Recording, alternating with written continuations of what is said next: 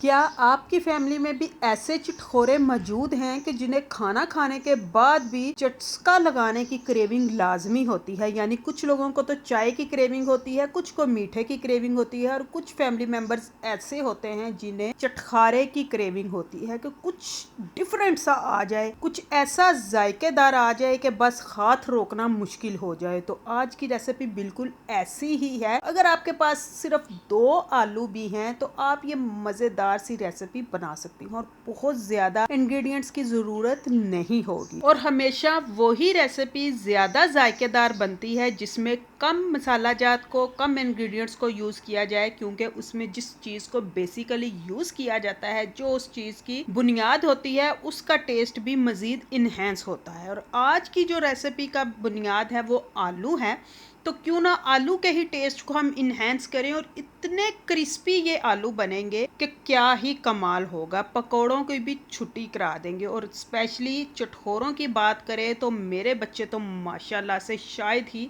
कोई बच्चे ऐसे चटखोरे होंगे जिन्हें डेली मुझे ये पूछना होता है खाने के बाद भी कि आज रेसिपी में क्या है। यानी खाना एक डिफरेंट चीज़ है उनके लिए और रेसिपी का बनना एक डिफरेंट चीज़ है।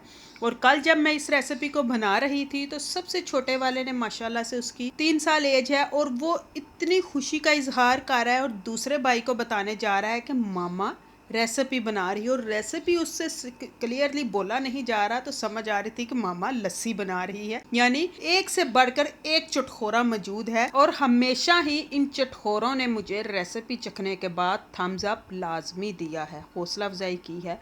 और वैसे भी एक कोटेशन मशहूर है कि सदियों से हमारे स्पेशली एशिया का जो बरे आज़म है, इसमें खाने का मेयार एक ही जगह पे खड़ा है, क्योंकि हर किसी को बस यही है जो मेरी माँ बनाती है वही सबसे अच्छा है। और बच्चे भी बड़ी खुशी से इजहार करते हैं कि हाँ जी, मामा की रेसिपीज़ तो क्या ही कमाल होती हैं। तो आप भी ये रेसिपीज़ बनाइए और अपने बच्चों से थम्स अप भी समेटिए और दाद भी समेटिए। वीडियो के साथ रहिएगा, फुली देखते हुए। रेसिपी पसंद आए तो हौसला अफजाई के लिए चैनल को सब्सक्राइब करती जाइएगा। वीडियो को लाइक करते हुए कमेंट में अपनी राय का इजहार करना मत भूलिएगा, जो कि मेरे लिए भी मोटिवेटेड होता है और स्पेशली बच्चों के लिए भी होता है, जो कि जैसे ही मोबाइल पकड़ते हैं और अगर कोई कमेंट आया हो तो पढ़ के ख़ुद भी मुझे बताते हैं और मुझे भी मोटिवेशन मिलती है और बच्चे भी मोटिवेटेड होते हैं।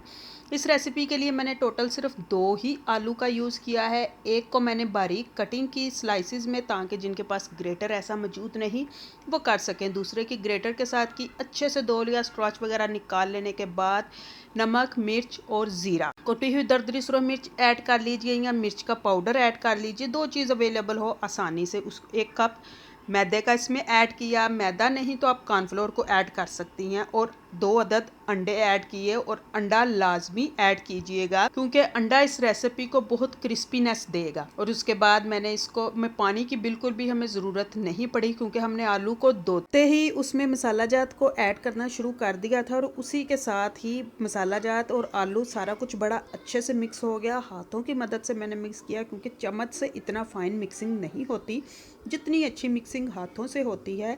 तो सारा कुछ बड़ा फाइन वाला मिक्स हो गया।